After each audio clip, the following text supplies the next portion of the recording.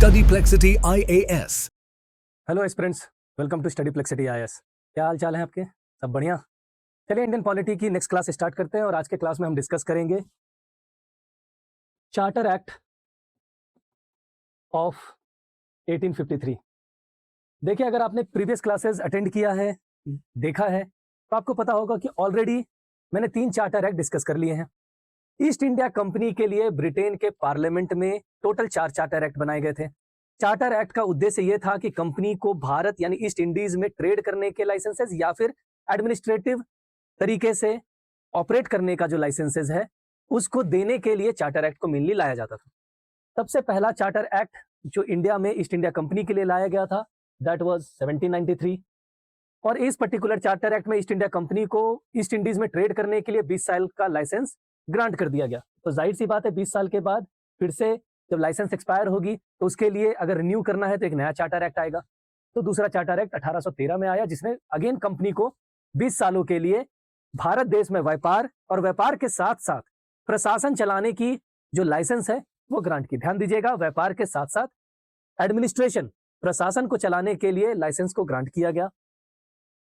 20 साल के बाद जब ये एक्सपायर हुआ तो 1833 में अगेन एक चार्टर एक्ट आया जिसने कंपनी को कमर्शियल राइट उससे छीन लिए, व्यापार करने का अधिकार उससे छीन लिया गया और ईस्ट इंडिया कंपनी को पूरी तरह से एक पॉलिटिकल एंटिटी बना दिया गया, राजनीतिक बॉडी बना दिया गया। और राजनीतिक बॉडी यानी एडमिनिस्ट्रेटिव बॉडी के बनाकर भारत देश के अंदर शासन प्रशासन की जिम्मेदारी को नेक्स्ट 20 साल के लिए चलाने की अनुमति चार्टर एक्ट 1833 ने ईस्ट इंडिया कंपनी को दे दी। तो जाहिर सी बात है कि 1853 में लाइसेंस एक्सपायर हो रहा था तो एक नया चार्टर एक्ट लाना था लाइसेंस रिन्यू करने के लिए। कमर्शियल बॉडी अब रही नहीं, पॉलिटिकल एंटिटी है, एडमिनिस्ट्रेटिव एंटिटी है। इस चार्टर एक्ट का जो मेन प्रोविजन था उसने ईस्ट इंडिया कंपनी को अगेन यहां भारत देश यानी ईस्ट इंडीज में एडमिनिस्ट्रेशन यानी शासन प्रशासन चलाने के लिए लाइसेंस को रिन्यू कर दिया। बट एक चेंज था, यहां पे चेंज क्या था कि 1853 में जिस तरीके से बाकी के चार्टर एक्ट में 20 साल के लिए लाइसेंस दिया जा रहा था, चाहे वो कमर्शियल के लिए हो या एडमिनिस्ट्रेटिव पर्पसेस के लिए हो, लेकिन इस चार्टर एक्ट में लाइसेंस का कोई टाइम फिक्स नहीं किया, नो टाइम। अब नहीं बोला गया कि 20 साल के लिए आपको लाइसेंस दिया जाएगा, बस लाइसेंस रिन्यू कर दिया जाए, उसे किसी भी समय स्टॉप कर दिया जाएगा जब कभी भी ब्रिटेन की पार्लियामेंट को या क्राउन को ऐसा लगेगा। क्लियर है? एग्जाम में क्वेश्चन आ सकता है वो कौन सा चार्टर एक्ट था जिसने ईस्ट इंडिया कंपनी को कोई टाइमलाइन नहीं दिया। एक चार्टर एक्ट था 1609 में जिसने कंपनी को इनडेफिनिट टाइम के लिए ट्रेड करने का अधिकार दिया। इनडेफिनिट टाइम, अनिश्चितकालिक, मतलब था कि अनिश्चितकाल।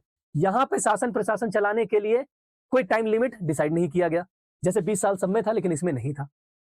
देखिए, समझदार के लिए इशारा काफी होता है। इसका एक पर्पस तो क्लियर था कि अगर कोई टाइमलाइन डिसाइड नहीं किया गया, 1813 में मोनोपोली जो थी उसको कर्व कर लिया गया।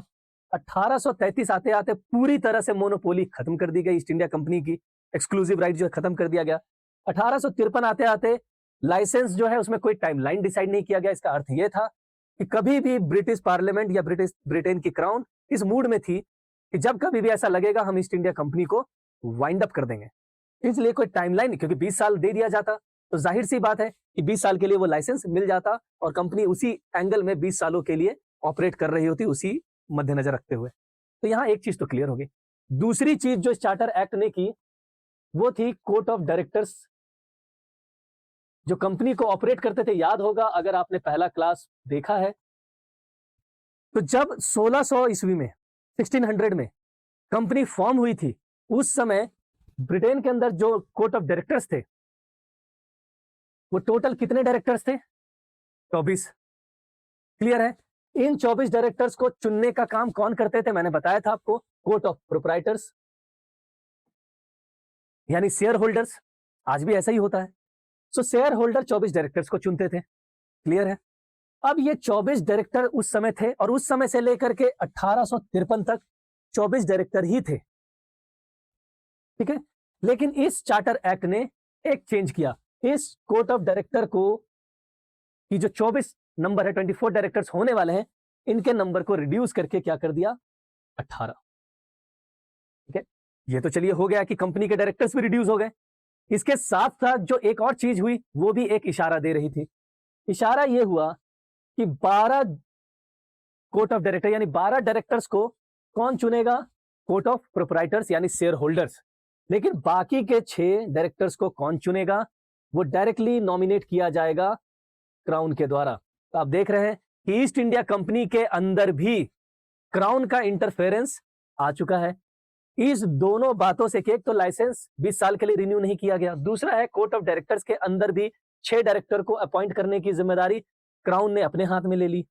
इससे एक चीज क्लियर था कि अब कंपनी भी at the end of the day company नहीं, वो अल्टीमेटली ब्रिटेन के क्राउन के अंदर आने वाली है या फिर कंपनी एबॉलिश होने वाली है। ये क्लियर, ये इशारा बहुत सारे लोग जो ब्रिटेन में थे उस समय उनको ये लग रहा था, क्योंकि जो सिचुएशन थी उस समय, हालात जो थे ब्रिटेन के, वो इसी ओर इशारा कर रहे थे। अगर आप भी समझदार हैं तो हमेशा कानून, आप देखिएगा कानून में कैसे कैसे चेंजेस हो रहे हैं। आज आप कानूनों को पढ़ रहे हैं, उसमें अमेंडमेंट्स हो रहे हैं, नए कानून उसकी जगह पे आ रहे हैं। फॉर एग्जाम्पल, मनरेगा की जगह पे विकसित भारत जी राम जी एक्ट आया। जब कभी भी कानूनों में चेंज होता है या कानूनों के किसी क्लॉज में चेंज होता है तो उसका एक सिग्निफिकेंस होता है। जब आप ओरिजिनल ड्राफ्ट को पढ़िएगा तब आपको क्लियरली लॉजिकली ये समझ में आएगा कि वो क्यों किया जा रहा है, और उस पर्टिकुलर चीज से आने वाले 10 साल 15 साल का कोर्स डिसाइड होता है। 10 साल 15 साल के बाद क्या होगा? जो दूरदर्शी व्यक्ति होते हैं, जो विजनरी व्यक्ति होते हैं, वो इवन किसी भी एक्ट, किसी भी कानून में एक छोटा सा क्लॉज के चेंज होने पर यह अंदाजा लगा लेते हैं कि उनका देश या उस पर्टिकुलर लॉ का इंप्लीकेशन क्या होने वाला है, किस डायरेक्शन में होने वाला है। सो जब कभी भी कॉन्स्टिट्यूशन की अमेंडमेंट हो या कोई लॉ में चेंजेस हो, so as a citizen you have to be very much aware about कि उस चेंज को आप मॉनिटर कीजिए कि चेंज क्या हो रहा है।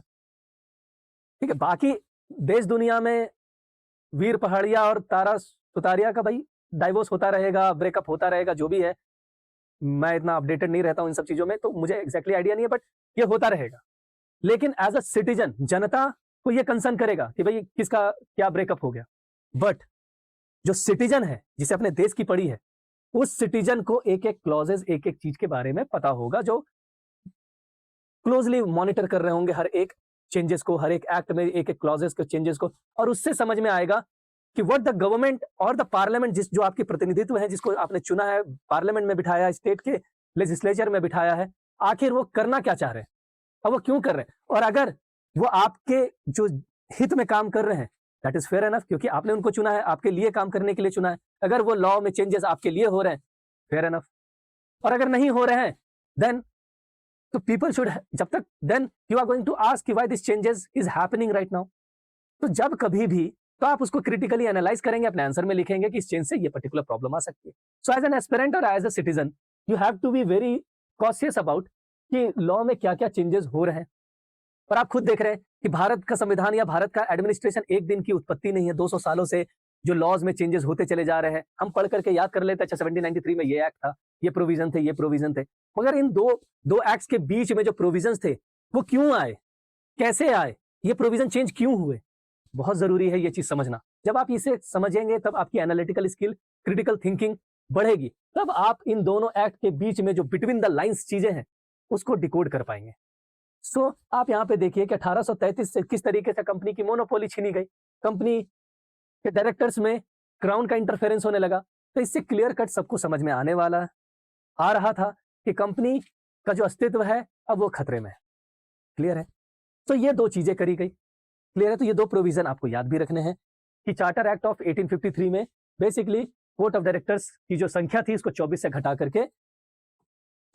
करके 18 कर दिया गया। उस 18 में भी 6 लोग को चुनने का काम कौन करेंगे? क्राउन, और बाकी ये कोर्ट ऑफ प्रोप्राइटर्स। और ये पहली बार था जब कोई टाइमलाइन इस पर्टिकुलर जगह पे 20 साल का जो टाइमलाइन है वो नहीं डिसाइड किया गया था। क्लियर? ठीक है। इसके साथ साथ इस पर्टिकुलर एक्ट ने एक बहुत ही इंपॉर्टेंट काम किया, और वो काम था कि governor general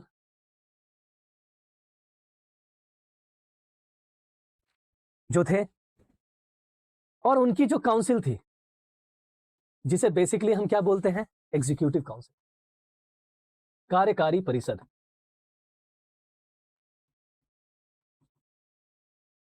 governor general in council, और एग्जीक्यूटिव काउंसिल। सो जो गवर्नर जनरल इन काउंसिल है, एग्जीक्यूटिव काउंसिल है, उसमें टोटल कितने मेंबर थे? 4 मेंबर। ऑलरेडी आपने पढ़ रखा है कि 1773 में 4 मेंबर थे, फिर 3 हो गए और फिर वापस 1833 में वापस से 4 मेंबर हो गए। क्लियर है?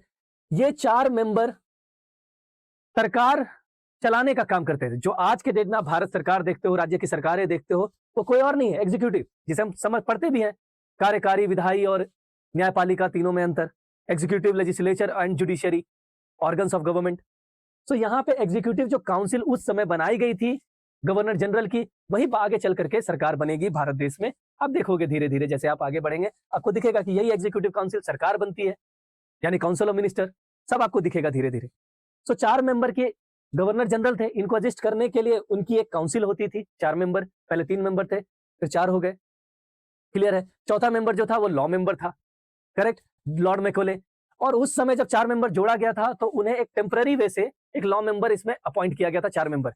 इस पर्टिकुलर चार्टर एक्ट ऑफ 1853 ने इस चौथे मेंबर को, 4th मेंबर को परमानेंट मेंबर बना दिया, permanent member of executive council. ध्यान दीजिएगा, एग्जाम में क्वेश्चन पूछा जा सकता है, permanent member of the executive council. क्या अब ये स्थायी रहेंगे? ये 4 मेंबर जो चौथे मेंबर है, लॉ के जो मेंबर है, law member, he is going to be or she is going to be the part of executive council। 4 member हो गए, ठीक है, यहां तक आपको ऑलरेडी पता है। 1833 के एक्ट में, 1833 के चार्टर एक्ट में एक चीज और बताया था आपको कि पहली बार एक शुरुआत हुई थी, जेनेसिस थी, किस चीज की? लेजिस्लेशन की, यानी विधायिका की। दैट मीन्स 1833 से पहले गवर्नर जनरल की जो काउंसिल थी, एग्जीक्यूटिव काउंसिल, कार्यकारी परिषद, वही कानून भी बनाती थी और उसको लागू करने का भी काम करती थी। बताया था आपको 1833 में, 1833 में, ध्यान दीजिएगा, वर्ड एकदम ध्यान से सुनिएगा, 1833 के चार्टर एक्ट में, 53 के नहीं, 33 के चार्टर एक्ट में पहली बार एग्जीक्यूटिव का जो काम है और लेजिस्लेचर का जो काम है, इसको अलग कर दिया गया। कैसे? ये भी आपको बताया था। एग्जीक्यूटिव का काम होता है जो कानून बना है उसको लागू करने का, यानी सरकार का काम, और पार्लियामेंट जो आप जानते हो उसको हम लोग लेजिस्लेचर बोलते हैं, करेक्ट। तो ये पहली बार शुरुआत की गई थी, तो बट एक पार्लियामेंट, क्या बोल सकते हो कि सीड पड़ी थी, करेक्ट। एक जो संसद है उसकी एक सीड पड़ी थी, बट संसद नहीं बना था। हो क्या रहा था 1833 में कि 4 मेंबर की एग्जीक्यूटिव काउंसिल थी जो सभी कानूनों को लागू करने का काम करेगी, और पहली बार कानून बनाने का काम 6 लोगों को दे दिया गया था। और ये 6 लोग कोई और नहीं थे, एग्जीक्यूटिव काउंसिल के 4 मेंबर्स थे, प्लस एक गवर्नर जनरल खुद हुआ करते थे, प्लस एक जो कमांडर इन चीफ को यहां से बाहर कर दिया गया था। सो एक कमांडर इन चीफ। सो जब ये 6 लोग एक साथ बैठते थे तो कानून बनाते थे, और जब ये कानून बना देते थे तो ये काउंसिल जो 4 मेंबर की काउंसिल है प्लस गवर्नर जनरल, उसको लागू करने का काम करते थे, क्योंकि गवर्नर जनरल को एग्जिस्ट करने का काम कर रहा है। क्लियर है? तो मेनली ये गवर्नर जनरल इन काउंसिल यानी एग्जीक्यूटिव काउंसिल जो था वो उस लॉ को लागू करने का काम करता था, लेकिन वही लोग जब इस 6 मेंबर की सदस्यता में बैठते थे तो कुल मिलाकर के ये कानून बनाने का काम करते थे। यहां तक क्लियर था 1833 में। 1853 जो अभी हम चार्टर एक्ट पढ़ रहे हैं, 1853 के चार्टर एक्ट में एक चेंज हुआ, और ये चेंज बहुत ही सिग्निफिकेंट है, क्योंकि यहां पे शुरुआत होती है मिनी पार्लियामेंट की। तो पार्लियामेंट एक दिन की प्रोसेस नहीं थी, जो लोकसभा राज्यसभा देख रहे हैं वो एक दिन का प्रोसेस नहीं था। शुरुआत हुई 1833 में, उसकी सीट पड़ी जब दोनों कामों को अलग कर दिया गया।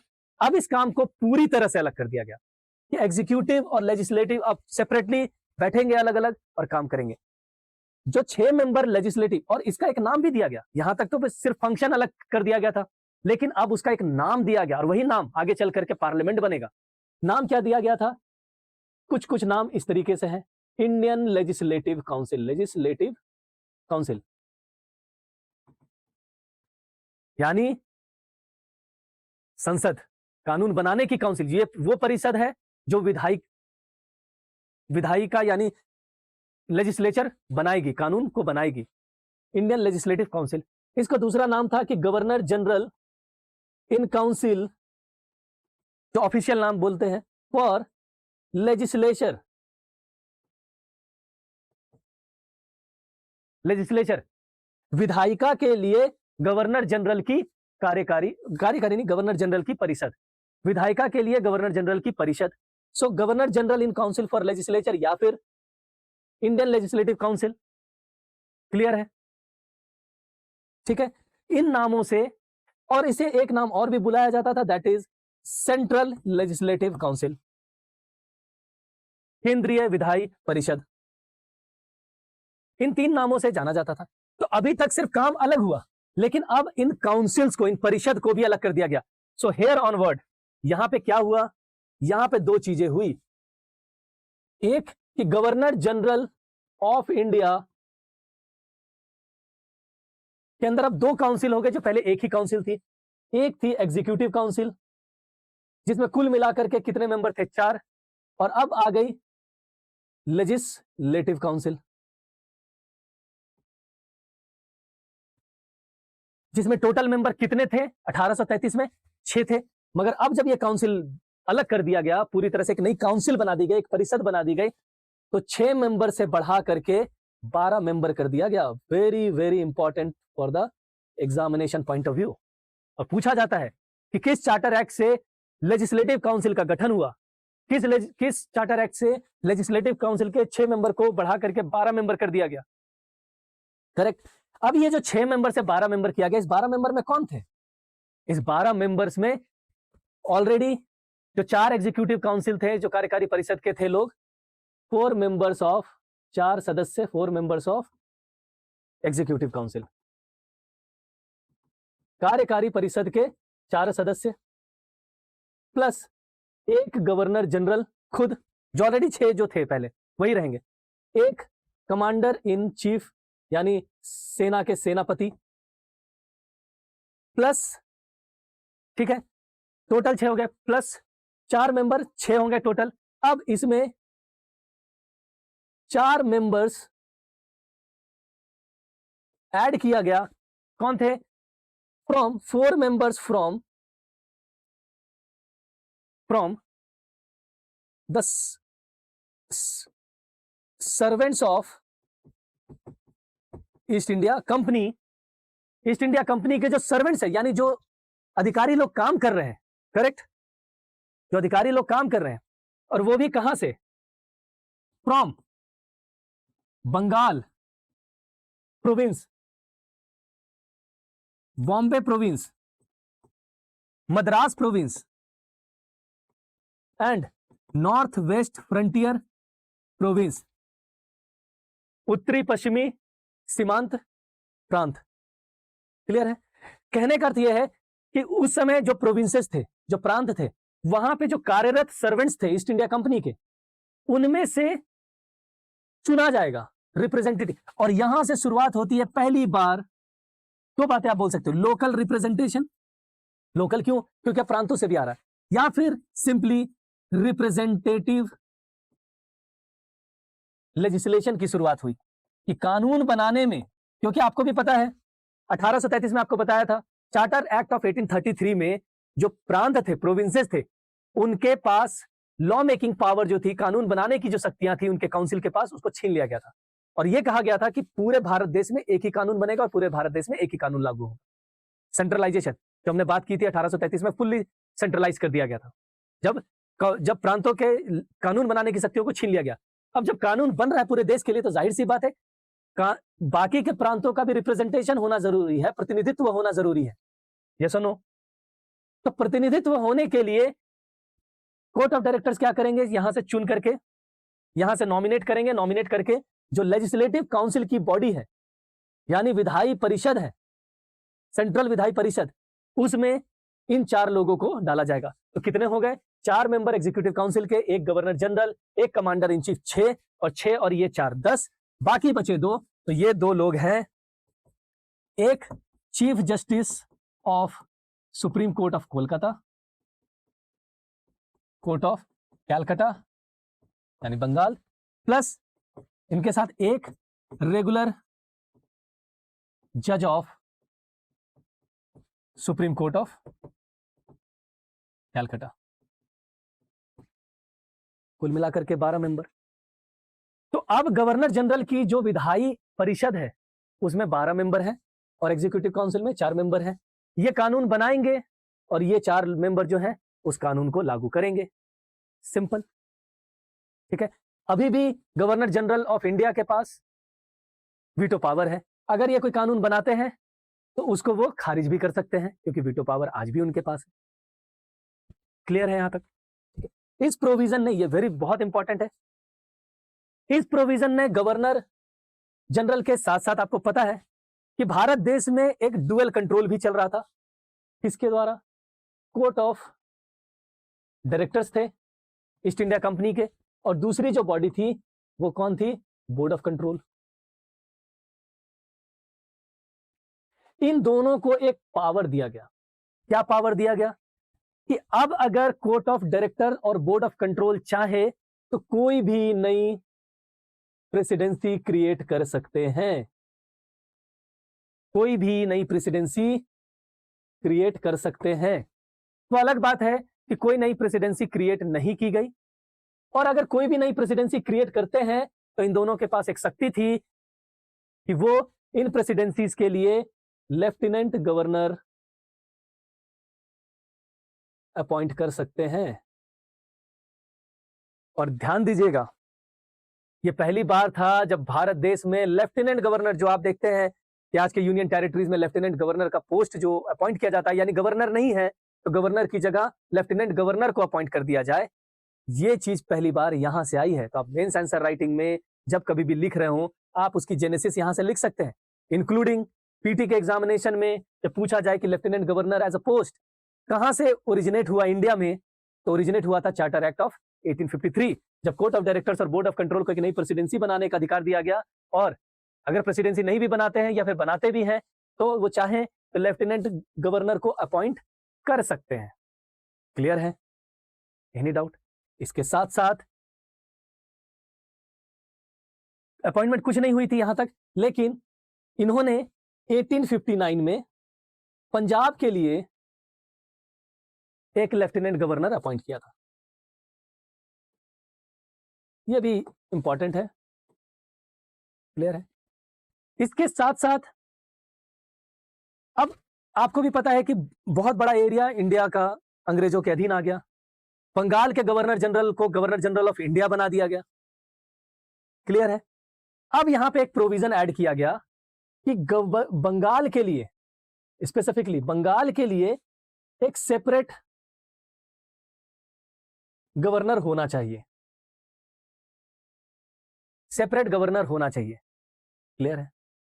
तो अब था कि एक कोर्ट ऑफ डायरेक्टर, एक सेपरेट गवर्नर ऑफ बंगाल, यानी बोर्ड ऑफ कंट्रोल, ये लोग मिलकर के एक separate governor of Bengal appoint किया जा सकता है। इसकी प्रोविजन आ गई थी चार्टर एक्ट ऑफ 1853 में। वो अलग बात है कि बंगाल का कोई सेपरेट गवर्नर नहीं बनाया गया था। बंगाल में आज भी गवर्नर जनरल ऑफ, उस समय गवर्नर जनरल ऑफ इंडिया ही सारी एडमिनिस्ट्रेशन देख रहे थे, लेकिन एक प्रोविजन आ गया था। ठीक है? ये फाइनली जो ये प्रोविजन के तहत जो बंगाल का एक सेपरेट गवर्नर बनाया गया, वो कब बनाया गया? 1912 में। Fair enough. क्यों? क्योंकि 1912 वो समय था जब कोलकाता से कैपिटल, ब्रिटिश इंडिया की कैपिटल को ट्रांसफर करके दिल्ली ले जाया गया, और दिल्ली में अब बैठेंगे कौन? Governor general of India. तो जाहिर सी बात है बंगाल में वो सीट नहीं है, खाली हो गई है, मतलब अब कोई नहीं है बंगाल में देखने के लिए।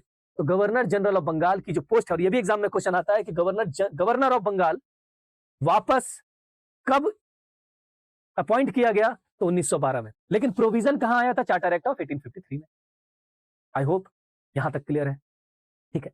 इसके साथ साथ यह भी प्रोविजन था कि कोर्ट ऑफ डायरेक्टर्स चाहे तो काम के बर्डन को थोड़ा सा लाइट करने के लिए बंगाल में भी लेफ्टिनेंट गवर्नर अपॉइंट किया जा सकता है।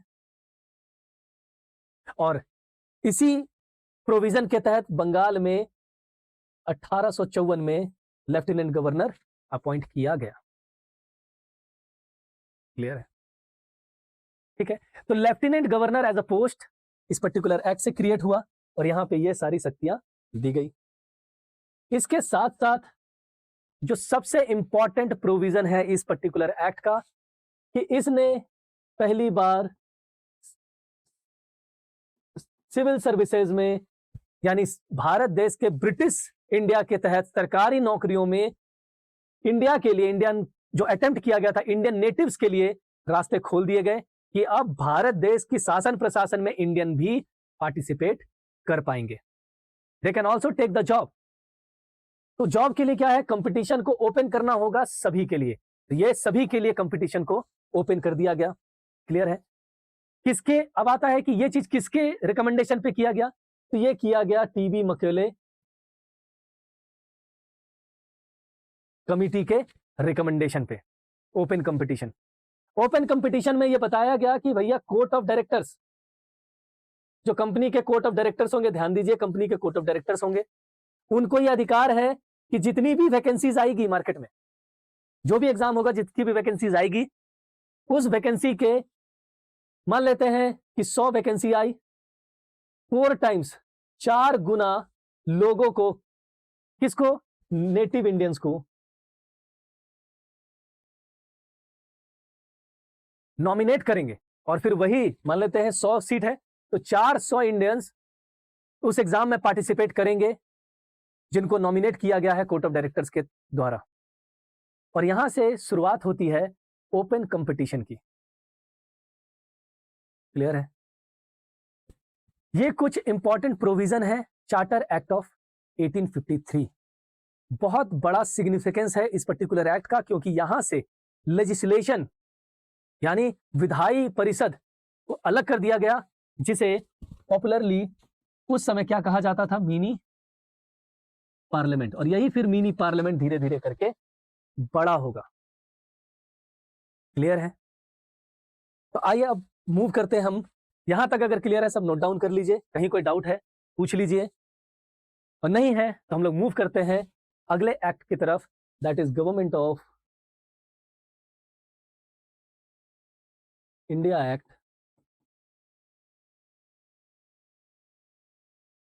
1858। क्लियर है? गवर्नमेंट ऑफ इंडिया एक्ट 1858 अपने आप में बहुत ही इंपॉर्टेंट एक्ट है। क्यों? समझिएगा। कंपनी ट्रेडर की तरह 1600 में आती है, इंडिया में ट्रेडिंग करती है, व्यापार करती है, धीरे धीरे लड़ाइयों में इन्वॉल्व होती है, कुछ कुछ टेरिटरी एक्वायर करती है, कुछ अपने जगहों पे फोर्ट्स बनाते हैं अपने आप को सुरक्षित रखने के लिए, अपनी फैक्ट्रीज को सुरक्षित रखने के लिए, एटसेट्रा एटसेट्रा।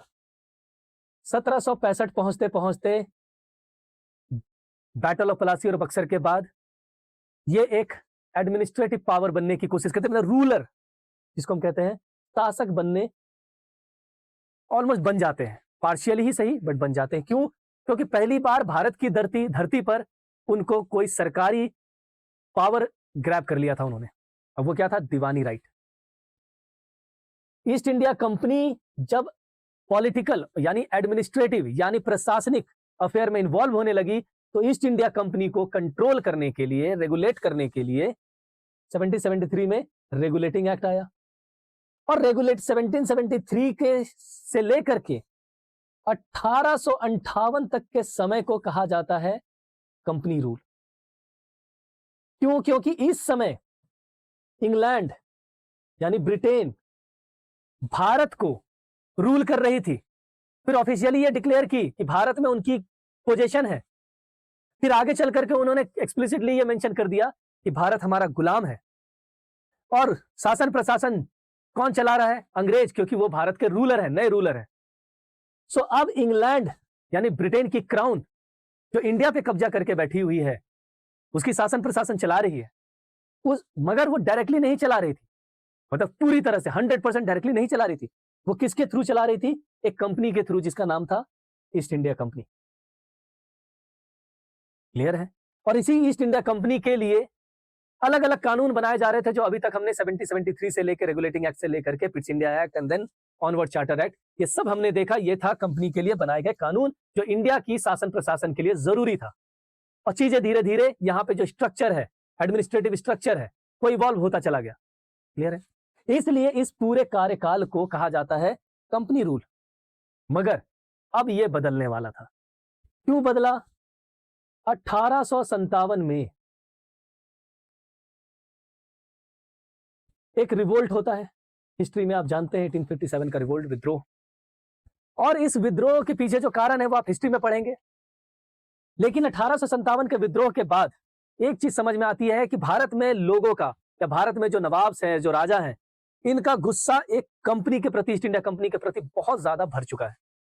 इंक्लूडिंग अब फ्री ट्रेड का समय आ चुका था, बहुत सारी मोनोपोली ईस्ट इंडिया कंपनी की खत्म हो चुकी थी, बहुत से कंपनी मार्केट में आ चुके थे और कंपनी भारत देश की शासन प्रशासन को चला रही थी, उससे रिसेंटमेंट था और विद्रोह इतना बड़ा था कि यह देख करके समझ में आया कि अगर यह विद्रोह और बड़ा होता और लोगों में यूनिटी होती तो 1857 में ब्रिटिशर्स को भारत छोड़ करके जाना पड़ता।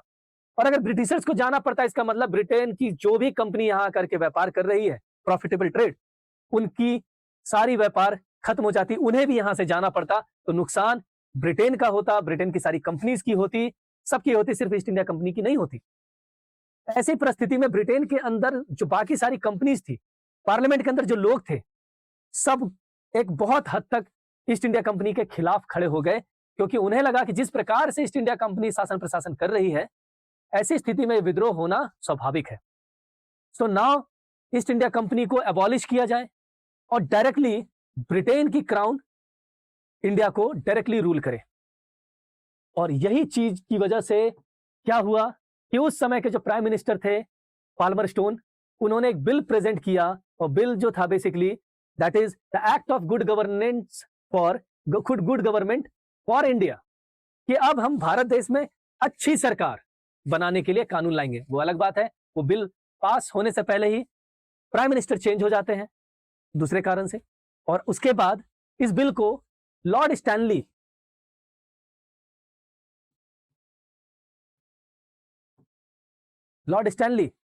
पेश करते हैं। ये बिल पास होती है, करेक्ट, ये बिल पास होती है अगस्त में, 2 अगस्त 1858 वो ये बिल पास कर दिया जाता है ब्रिटेन की पार्लियामेंट में। और लॉर्ड स्टैनली कौन थे? आपको भी पता है कि बोर्ड ऑफ कंट्रोल हुआ करता था, मैंने आपको बताया है, अगर आप क्लास देखे हैं और आपको अगर याद है तो बोर्ड ऑफ कंट्रोल था। बोर्ड ऑफ कंट्रोल में टोटल 6 मेंबर थे। उस 6 मेंबर में मैंने आपको बताया था कि इस बोर्ड ऑफ कंट्रोल को हेड यानी इसके चेयरमैन कौन थे? Secretary of the state for India, सचिव, ब्रिटिश भारत के लिए जो सचिव थे वो थे। और वही इसी बोर्ड ऑफ कंट्रोल के जो सचिव उस समय थे वो थे लॉर्ड स्टैनली। तो इन्होंने बिल पेश किया था। कौन सा bill? Government of India act bill 1858, जो पास होने के बाद गवर्नमेंट ऑफ इंडिया एक्ट 1858 बना, या फिर सिंपली 1858 एक्ट। क्लियर है? सो 2 अगस्त को यह पारित हुआ, और जैसे यह पारित हुआ तो इसमें सबसे पहला क्लॉज था कि ईस्ट इंडिया कंपनी की लिक्विडेशन करना। इसका अर्थ यह है आसान भाषा में कि ईस्ट इंडिया कंपनी को वाइंड अप कर देना, पूरी तरह से डिसॉल्व कर देना। और इसी क्रम में 1 सितंबर 1858 में आखिरी बार ईस्ट इंडिया कंपनी के जो डायरेक्टर्स थे वो आते हैं और सभी को थैंक यू कहते हैं, अपनी आखिरी जो सोलेम स्पीच होती है वो देते हैं, और उसके बाद 1 सितंबर को ये कंपनी पूरी तरह से डिसॉल्व, मतलब अब ईस्ट इंडिया कंपनी का अस्तित्व ही खत्म हो चुका है। जाहिर सी बात है। अब सवाल उठता है कि जब ईस्ट इंडिया कंपनी ही नहीं रही तो इंडिया में की जो शासन प्रशासन है उसे कौन चलाएगा?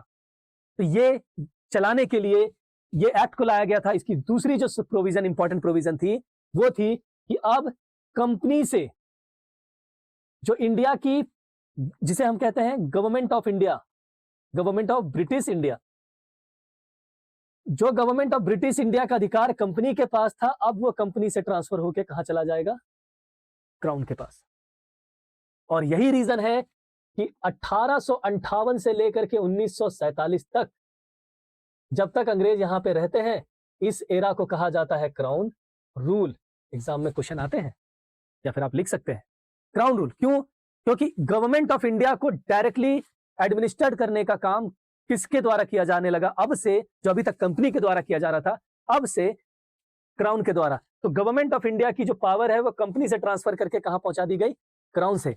अब जाहिर सी बात है, क्राउन वहां से यहां तो आकर के काम नहीं करेंगे, तो कोई तो उनकी एंटिटी होनी चाहिए। आपके मन में सवाल आ रहा होगा, है तो सर एंटिटी। उसी समय याद है कि क्राउन ने एक प्रॉक्सी बॉडी बनाई थी बोर्ड ऑफ कंट्रोल नाम से, जो इंडिया में इंडिया की पॉलिटिकल अफेयर पे काम करती थी, और court of directors commercial affair पे काम करते थे, कमर्शियल एक्टिविटीज पे काम करते थे। लेकिन इस एक्ट ने ये जो दोनों बॉडी थी, बोर्ड ऑफ कंट्रोल इसको भी अबॉलिश कर दिया, यानी खत्म कर दिया, डिसॉल्व कर दिया। और दूसरी जो थी, भैया अब कंपनी ही नहीं रही, तो कोर्ट ऑफ डायरेक्टर्स जो इंडिया में थे वो क्या करेंगे, इन दोनों को अबॉलिश कर दिया। कभी कभी दूसरे भाषाओं में इस तरीके से कहा जाता है कि जो पिट्स इंडिया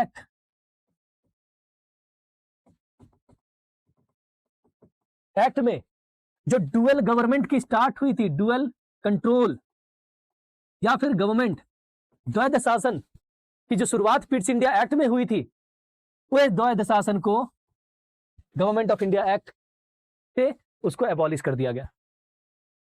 फिनिश। अब सवाल आता है कि भाई बोर्ड ऑफ कंट्रोल नहीं रही, कोर्ट ऑफ डायरेक्टर्स नहीं रही, ईस्ट इंडिया कंपनी नहीं रही, तो फिर भारत को चलाएगा कौन? और यहीं पे आपको समझ में आएगा कि हमारे भारत देश का जो आज आप पूरा गवर्नमेंट स्ट्रक्चर देखते हो, उसका जन्म यहीं से कहीं ना कहीं, जन्म जेनेसिस तो आ चुकी थी, लेकिन अब वो फॉर्म आपको क्लियरली दिखने लगेगा। ब्रिटेन की क्राउन ने बोला कि इंडिया को अब हमारे अधीन रूल किया जाएगा, डायरेक्टली हम रूल करेंगे, और हम अपने रूल करने के लिए एक पोस्ट क्रिएट कर रहे हैं जो डायरेक्टली किसको रिपोर्ट करेगा, ब्रिटेन की क्राउन को डायरेक्ट। सो हम अपना एक रिप्रेजेंटेटिव अपॉइंट कर रहे हैं, और वो रिप्रेजेंटेटिव कौन था? Secretary of the state for India, secretary of state for India, यानी ब्रिटिश भारत के राज्य सचिव। ये एक पोस्ट क्रिएट की गई जो डायरेक्टली किसको रिपोर्ट करेगी? ब्रिटेन की क्राउन को। क्लियर है? और भारत देश के पहले सेक्रेटरी ऑफ स्टेट बनते हैं लॉर्ड स्टैनली। याद रखिएगा, एग्जाम में बहुत इंपॉर्टेंट है ये, लॉर्ड स्टैनली। अब ये जो सेक्रेटरी ऑफ द स्टेट होंगे वो डायरेक्टली रिपोर्ट तो करेंगे क्राउन को, मगर ही इज रिस्पॉन्सिबल फॉर, ये किसके प्रति जवाबदेही होंगे? और यहां से भी आपको, जब आप आगे जाकर के भारत की पार्लियामेंट को पढ़ेंगे, तब आपको समझ में आएगा, अरे ये चीज तो सुनी सुनी सी लग रही है, कहीं तो सर ने पढ़ाया था। He will be the secretary of state will be responsible to, किसको रिस्पॉन्सिबल होंगे? ये रिस्पॉन्सिबल होंगे ब्रिटेन की पार्लियामेंट को। अब बोलिएगा, अरे भाई रिपोर्ट तो क्राउन को कर रहे हैं, बट ये रिस्पॉन्सिबल ब्रिटेन की पार्लियामेंट को क्यों है? जो भी सेक्रेटरी ऑफ स्टेट बन रहा है या बनेगा, वो एक मेंबर होगा ब्रिटेन की पार्लियामेंट का। ही will be the member of the British parliament, वही होंगे। तो और कोई भी ब्रिटिश पार्लियामेंट का अगर मेंबर होगा, जैसे आज के डेट में एमपी है, he is responsible to whom? He is responsible to the parliament, to the people. तो he is responsible to the British parliament. Clear है? But he will report to the crown directly. Clear है? तो he is the representative of parliament on the behalf of British crown, जिसे agent भी बोला जा सकता है, जैसे एजेंट है आप कह सकते हो। ठीक है, तो ये बेसिकली एक टाइप ऑफ ब्रिटिश के क्राउन का कौन होंगे? एजेंट। वेरी गुड, याद रखिएगा ये पॉइंट। किस एक्ट के तहत secretary of state for the British India बनाया गया? वो कौन थे? Lord Stanley. वो रिस्पॉन्सिबल किसके लिए थे? ब्रिटेन की पार्लियामेंट के लिए। रिपोर्ट किसको करते थे? क्राउन। और क्राउन की एक प्रॉक्सी थी, क्राउन का एक रिप्रेजेंटेटिव था, क्राउन के बिहाफ में इंडिया में ब्रिटिश काम करते थे, वो रहते वहीं थे, विजिट करते रहते थे। So he is responsible to the British parliament. Clear है? अब देखिए, यहां तो है, लेकिन डे टू डे एडमिनिस्ट्रेशन कौन चलाएगा? सवाल यह है। क्लियर है? तो यहां से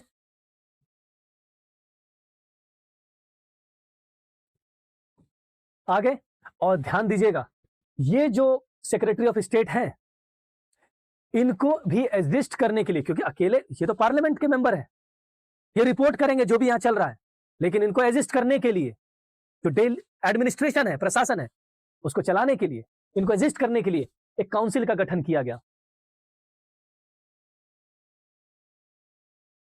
तो इनको एग्जिस्ट करेंगे, और वो काउंसिल में कितने लोग होंगे? 15 members. A council has been constituted to assist the Secretary of State. और वो काउंसिल कितना है? ध्यान दीजिएगा, हर परिषद, ये वो परिषद नहीं है, सब अलग अलग परिषद है, ध्यान दीजिएगा। क्लियर है? ठीक है, तो ये काउंसिल सिर्फ सेक्रेटरी ऑफ स्टेट को मदद करेगी। इसी एक्ट से एक नई चीज क्रिएट की गई, वायस रॉय का पोस्ट। बहुत सारे टीचर्स, बहुत सारे बुक्स ये बताते हैं कि गवर्नर जनरल ऑफ इंडिया की जगह वायस रॉय का एक नया पोस्ट क्रिएट कर दिया गया और गवर्नर जनरल ऑफ इंडिया का पोस्ट अबॉलिश कर दिया गया। गलत है, ऐसा नहीं हुआ था। एक नया पोस्ट क्रिएट किया गया वायस रॉय, किसके लिए? मेनली जो यहां पे प्रिंसली स्टेट है उनके साथ कोऑर्डिनेट करने के लिए एक वायस रॉय का पोस्ट क्रिएट किया गया। और जो गवर्नर जनरल ऑफ इंडिया है वो अभी भी यहीं पे है, कहीं नहीं गई है। बस एक चीज की गई कि ये दो अलग अलग पोस्ट बन गए, लेकिन एक क्लॉज ऐड किया गया गवर्नमेंट ऑफ इंडिया एक्ट के तहत, ये दोनों लोग एक ही व्यक्ति होंगे। इसलिए कंफ्यूजन अराइज होता है। इसलिए जो लोग जितना इंटरप्रेट करके जो चीज समझता है वो उसी हिसाब से बता देता है कि गवर्नर जनरल ऑफ इंडिया की जगह वायस रॉय आ गए। ऐसा नहीं है, दोनों पोस्ट अपनी अपनी जो काम कर रही थी वो कर रही है। बट जब वही व्यक्ति वायस रॉय की तरह काम कर रहे हैं, वही व्यक्ति कुछ समय पे गवर्नर जनरल ऑफ इंडिया की तरह काम कर रहे हैं। तो this are two different thing. लेकिन बोलचाल की भाषा में लोग वायस रॉय बोलते हैं। इसका अर्थ ये नहीं है कि दोनों पोस्ट खत्म हो चुका था। ये पोस्ट खत्म होगा कब? जब देश आजाद होगा तब। ये पोस्ट भी खत्म होगा कब? जब देश आजाद होगा तब। आई बात समझ? ठीक है। और ये दोनों पोस्ट एक ही व्यक्ति के लिए था, इसलिए भारत देश के पहले वायस रॉय बनते हैं लॉर्ड कैनिंग।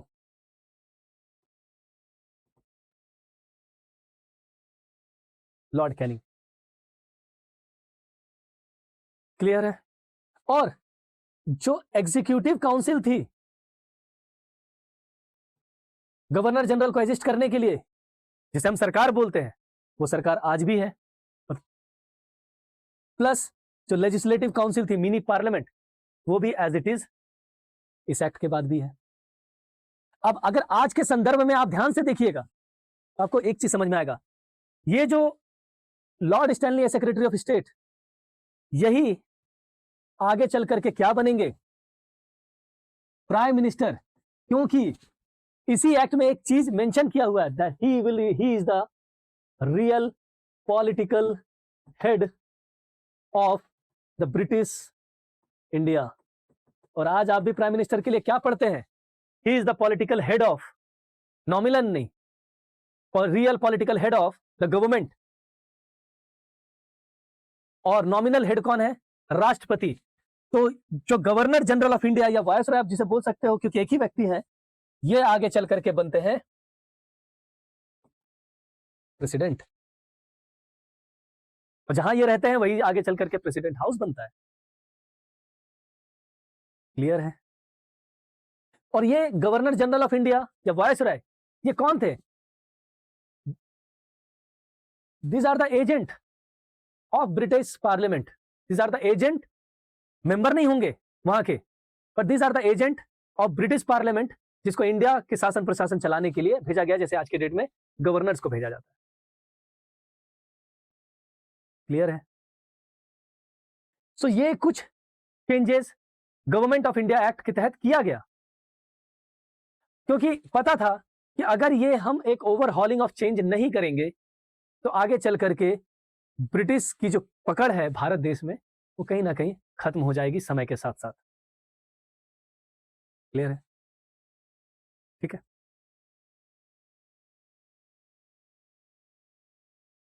आज की क्लास को यहीं तक रहने देते हैं।